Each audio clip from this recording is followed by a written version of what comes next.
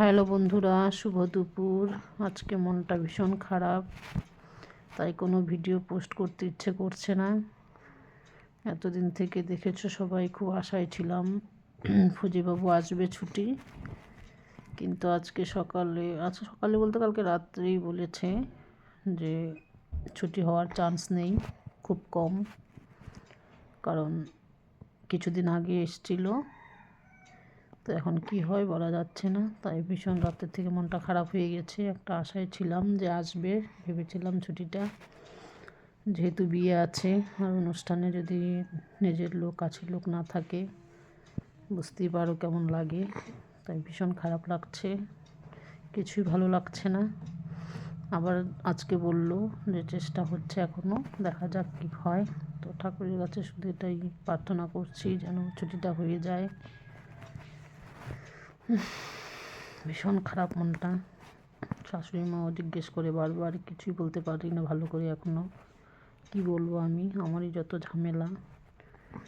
বললেন না করলে তো মনটা খারাপ হয়ে যাবে।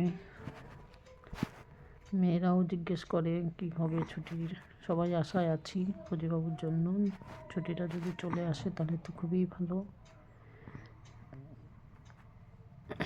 আর কি, আমাদের লাইফটা এরকম এই পর্যন্ত। মাঝে মাঝেই যে অনুষ্ঠানগুলোতে আসতে পারে না। কিছুদিন আগে অন্নপ্রাশন ছিল ভাইয়ের মেয়ের, সেখানেও আসেনি, পুজোতে এসেছিল।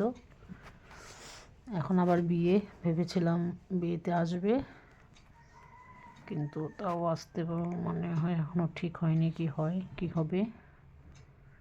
খুব খারাপ লাগছে।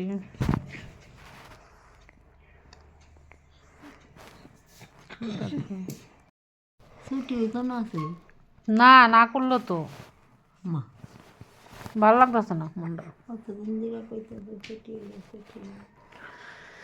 অতদিন কি করলে হবে গো, এখন সময় তো না করে দিল। এখন চেষ্টা করতেছে কি হয়।